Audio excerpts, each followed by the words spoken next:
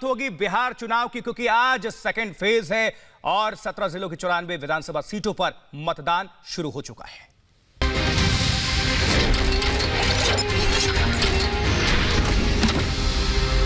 नमस्कार, आप देख रहे हैं रिपब्लिक भारत, साथ आपकी मैं हूं कविता सिंह। रिपब्लिक भारत सबसे बड़ी टीम के साथ लगातार बिहार चुनाव कवरेज में जुटा हुआ है और हम आपको पल पल की तस्वीर दिखा रहे हैं, बूथ बूथ की तस्वीर दिखा रहे हैं, किस तरीके से लोगों में जबरदस्त उत्साह देखने को मिल रहा है।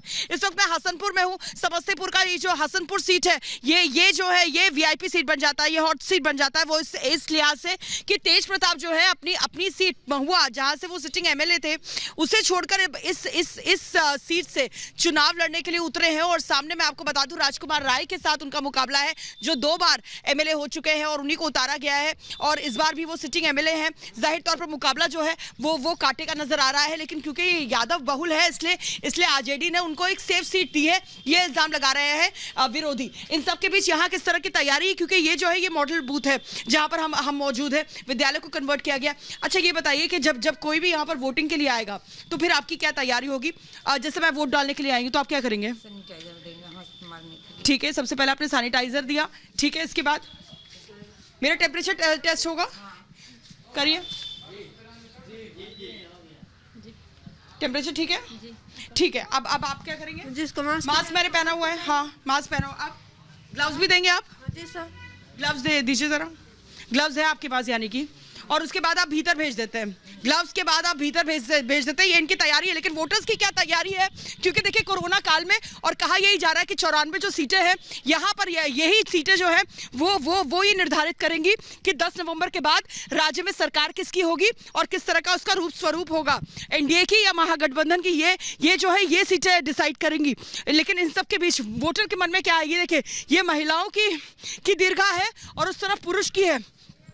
अभी तक तो माता जी आप लोग सोशल डिस्टेंसिंग का बड़ा ख्याल रख रही थी, आप तो आगे आएंगे, लेकिन पीछे दूरी थोड़ी सी और बढ़ाने की जरूरत है। माता जी, दूरी बढ़ाने की जरूरत है आपको। हाँ, दूरी बढ़ाने। आप दोनों के बीच ना थोड़ा सा दूरी पीछे, थोड़ा बहुत सट के मत खड़े रहिए क्योंकि कोरोना है ना। मास्क नहीं पहन के आए? नहीं। हाँ, नहीं। कब से यहाँ पर खड़े हुए हैं कतार में? तनी देर हो गई। हाँ। हो गई। और मुद्दों पर करेंगे आज मतदान? मुद्दों पर ही करेंगे ना? मुस्कुरा रहे हैं आप? हाँ। जाति वाती देखकर तो नहीं कीजिएगा, काम देखकर कीजिएगा ना वोटिंग। मन से सोचकर आई है ना किसको वोट डालना है, कैसे डाल रहे हैं? हाँ, ठीक है। कोई कंफ्यूजन तो नहीं है? नहीं। इससे पहले भी वोट डालती आई हैं? महिलाओं की देखिए लंबी कतारें हैं और कई लोग मास्क पहन के माता जी आई हैं, बहुत बढ़िया। पूरी जागरूकता के साथ कोरोना काल में आप जो है वोट डालने आई हैं। कब उठ गई थी आज? सुबह कब उठी थी? 7 बजे उठी। तबीयत ठीक नहीं लग रही माता जी की? माता जी की तबीयत ठीक नहीं लग रही है। यहाँ देखिए छोटे छोटे बच्चों के साथ भी लोग यहाँ पर पहुंचे हुए हैं। ये बिटिया रानी के साथ आई हैं आप वोट डालने के लिए? हाँ। मास्क पहन लेती तो और बढ़िया हो जाता। और सोशल डिस्टेंसिंग की तो आप लोग धज्जियां उड़ा रहे हैं। 2 गज की दूरी, 6 फीट की दूरी जी बेहद जरूरी।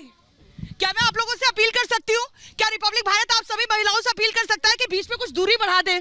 2 गज की दूरी बहुत जरूरी है। आप कोरोना काल में निकले हैं वोट डालने के लिए, इसलिए बहुत एहतियात आप लोग को बरतने की जरूरत है। अभी हमारे पास दवाई नहीं है, इसलिए हमको सुरक्षा है। हमारी जो सुरक्षा है वो हमारा बचाव है। सर, आप लगातार अपील कर रहे हैं लोगों से। हाँ, लेकिन देखिए अब ये जो भीड़ है, ये जो बेताबी है वोट डालने की, वो नजर आ रही है। नहीं, उसको दूरी बना रहे हैं। दूरी बना रहे हैं ना आप? उधर में देख रही हूँ पुरुष जो है वो दूरी बना रहे हैं, ये लोग बिल्कुल पूरी तरीके से दूरी बना रहे हैं।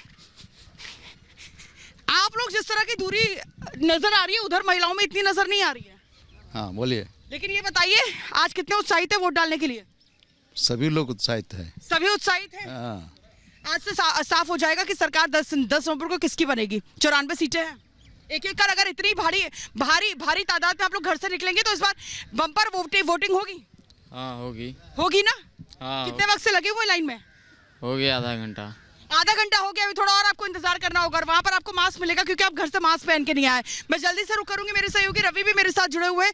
रवि, यहाँ पर जबरदस्त बेताबी नजर आ रही है वोटर्स के बीच और यही वजह है कि सोशल डिस्टेंसिंग नहीं हो पा रही है। 2 गज की दूरी कई मौकों पर नजर नहीं आ रही है। वैसे तो बनाने की कोशिश की जा रही है क्योंकि सभी सोच रहे हैं कि जल्दी से जल्दी वो सबसे पहले वोट डाल दे और उसके लिए जो है वो नजर आ रही है वो बेताबी। उधर आप जहाँ पर मौजूद है वहाँ किस तरह की तस्वीरें आप देख पा रहे हैं वोटर्स के बीच? बिल्कुल कविता, सुबह की तस्वीरें मैं दिखाऊंगा। ये परसा विधानसभा क्षेत्र है और ये जो गांव है दरअसल ये बजहिया गांव इसको बोलते हैं और चंद्रिका राय का ही एक गांव है। चंद्रिका राय जो कि तेज प्रताप यादव के ससुर हैं। और सबसे बड़ी बात जो दर्शकों को एक दिलचस्प बात यह है कि तेज प्रताप खुद एक मुख्यमंत्री के पुत्र हैं और जो चंद्रिका राय हैं वो भी भूतपूर्व मुख्यमंत्री के पुत्र हैं। बिहार के मुख्यमंत्री दरोगा राय उनके पुत्र हैं। तो ये एक परिवार की भी लड़ाई यहाँ पर दिखा रहा हूँ मैं। लेकिन साथ ही ये तस्वीरें देखिए, सुबह सुबह बजहिया के का स्कूल है जहाँ पर मतदान के लिए लोग कतारबद्ध हैं, अपना वोटर ID लेकर मास्क पहनकर यहाँ पर पहुंचे। लगातार लोगों को समझाया जा रहा है कि वो मास्क पहने, साथ ही सोशल डिस्टेंसिंग का भी पालन करें। सुरक्षा के भी पुख्ता इंतजाम यहाँ किए गए हैं। लड़ाई बहुत दिलचस्प है क्योंकि पिछली बार जिन जिन दलों से ये लोग लड़े थे, यानी दोनों कैंडिडेट, चंद्रिका राय की बात करें, उनके सामने जो छोटे लाल राय खड़े हैं चुनाव में, वो एक दूसरे के खिलाफ उस पार्टी से थे, यानी कि वो जदयू से और थे, ये राजद से थे। लेकिन इस बार पार्टियां बदल चुकी हैं। तो देखना होगा कि मतदाता का मन कितना बदलता है पार्टियां बदलने से, या फिर वाकई में जो परिवार का मुद्दा है उसका कोई यहां पर प्रभाव है। क्योंकि जिस तरीके से तेज प्रताप की कॉन्स्टिट्यूएंसी पे नजर है, वैसे ही नजर परसा के भी कॉन्स्टिट्यूएंसी पे है। सारण के ग्रामीण इलाके का ये हिस्सा है और यहाँ इस वक्त हम चंद्रिका राय के गांव में ही मौजूद हैं। तो लगातार ये तस्वीरें भी मैं आपको दिखा रहा हूँ, दर्शकों को दिखा रहा हूँ। और देखना दिलचस्प होगा, 10 सीटें हैं सारण की, और सारण की 10 सीटों में परसा का सीट काफी हाई प्रोफाइल है, महत्वपूर्ण है। बिहार की राजनीति के बड़े चेहरे यहाँ से चुनाव लड़ते रहे और इस बार भी चंद्रिका राय मैदान में है, तो सबकी नजर बनी हुई है। अब देखना होगा कि जनता आज जो अपना जनादेश EVM में कैद कर रही है, जब नतीजे आएंगे तो यहाँ से क्या इसका रिजल्ट निकलता है। लोगों में उत्सुकता जरूर है। मान रहे हैं लोग, जो हमने लोगों से बात की तो वो कह रहे हैं कि कांटे की टक्कर होगी। यहाँ पर दोनों तरफ से तैयारी जबरदस्त की गई है, कैंपेनिंग जबरदस्त की गई है और पूरे बिहार की नजर परसा की इस सीट पर है जहां हम इस वक्त मौजूद है। कविता, ओवर टू यू। बिल्कुल बिल्कुल रवि, यही जो जनता है वही जनार्दन है और वही जो भाग्य विधाता है वो इन नेताओं का बनने वाली है। 10 नवंबर को नतीजे आ जाएंगे, उससे पहले पोलिंग बूथ पर किस तरह की तस्वीरें उभर कर सामने आ रही हैं। रिपब्लिक भारत सबसे बड़ी टीम के साथ सबसे बड़ा कवरेज लगातार जारी है। प्रकाश सिंह ने किस तरह की तस्वीरें देखी पोलिंग बूथ पर, आइए आपको दिखाते हैं इस रिपोर्ट के जरिए। बिहार विधानसभा का दूसरा चरण का मतदान शुरू हो चुका है और महिला सशक्तिकरण का एक नायाब उदाहरण यहाँ देखने को मिल रहा है। यहाँ पर ये बच्ची जो है पहली बार वोट देने आ रही है और अपनी दादी को साइकिल पर बैठा के यहाँ राजभवन के बूथ पे आई है। ये बताओ बाबू कि तुम वोट देने पहली बार आई हो? हाँ, मैं पहली बार यहाँ वोटिंग है। क्या कितना उत्साहित हो? बहुत एक्साइटेड है, पहली बार वोट डालने आए हैं तो एक्साइटेड तो रहेंगे ही ना। दादी को वो थोड़ा प्रॉब्लम है, पैर में ना ठेहुना में प्रॉब्लम है, दर्द होता है, तो इसलिए साइकिल से उनको लेकर आए हैं। ठेहुना में दर्द है, इसीलिए बोले जे तुम भी चलो, हम भी चलते हैं, माने हमको वोट देने, हमको भी लेके चल। चुनाव का मुद्दा है विकास, शिक्षा, स्वास्थ्य, रोजगार, यही सब मुद्दा है, साफ सफाई। प्रियंका तो एकदम बेटा जैसा काम कर रही है, साइकिल पे आपको बैठा के। हाँ, पोता नहीं कर पाएगा लेकिन पोती करती है। जी, पोती पर हमको गर्व है। नहीं, देखिए दूर है, हम लोग का घर मतलब थोड़ा ना दूर है, तो वहाँ से दादी को थोड़ा प्रॉब्लम भी होता है, तो इसलिए सोचे कि जाते हैं हम भी साइकिल से, दादी को भी ले जाते हैं साइकिल से वोट डालने के लिए। तो यहाँ पर देखिए कि प्रियंका और उनकी दादी वोट देने आई हैं और ये साइकिल पर बैठा के लाई अपनी दादी को। ये महत्वपूर्ण बात यह है कि कितना बड़ा पर्व है और उत्साह है इस नौजवान लड़की में, और अपनी दादी को जो कि घुटने से के दर्द से परेशान है उनको बैठाकर वोट दिलाने ले आई। देखिए, इसलिए लगातार रिपब्लिक भारत अपने दर्शकों से यही अपील कर रहा है कि जिनको भी आज घर से निकलकर वोट करना है वो बिना देरी पहले मतदान करें, उसके बाद जलपान करें, क्योंकि देखिए ये आपका हक भी है और आपकी जिम्मेदारी भी है। ये याद रखना आपके लिए बेहद जरूरी है। यही आपका अस्त्र है, यही आपका शस्त्र है। इसलिए जो प्रकाश ने तस्वीरें इस वक्त दिखाई है वो तस्वीरें बेहद महत्वपूर्ण हो जाती हैं, क्योंकि ऐसी ही तस्वीरें शाम तक मिसाल बन जाएंगी। और ज्यादा लोग जो घर पर इस वक्त मौजूद है ये सोच रहे हैं एक वोट से भला क्या होता है, कौन जाए घर से निकले इतने धूप में जाके वोट करे। वो जब इस तरह की तस्वीरें देखेंगे तो जाहिर तौर पर उनका भी हौसला बढ़ेगा। और ये देखिए, इधर जो अधिकारी हैं वो अपनी तरफ से पूरी तैयारी के साथ हैं और इधर जो महिलाएं हैं वो अपनी तैयारी के साथ। देखिए, घर में अब खाना बाद में बनेगा, पहले यहाँ पर मतदान होगा। खाना चूल्हा बाद में चलेगा, पहले मतदान होगा। है माता जी, घर में क्या खाना वाना बन गया? नहीं, पहले यहाँ पर मतदान करेंगे, उसके बाद घर जाके खाना बनाएंगी। हाँ। यही प्रण लेकर आई हैं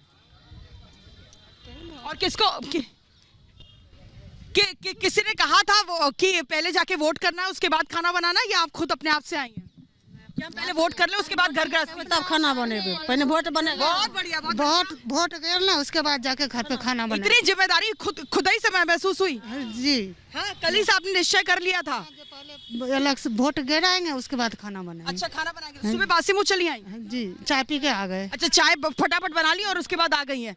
आप मुस्कुरा रही हैं दादी, लेकिन देखिए आप ही बहुरानी को छोड़ तो नहीं आई, सब लहराम छे। बहुरानी को लेकर आई है ना वोट डालने के लिए। ऐसा तो नहीं कि बिटिया तुम खाना बनाओ और हम जाके वोट दे आए, ये तो नहीं है। एक एक वोट महत्वपूर्ण है, ये मानती है ना दादी, मानती है ना? और मुद्दों पर वोट करेंगी ना, मुद्दे तो है ना यहाँ पर। महिलाओं को क्या चाहिए दादी, महिलाएं क्या चाहती हैं? क्या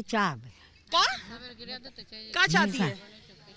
हाँ महिलाएं क्या चाहती हैं बिहार के लिए?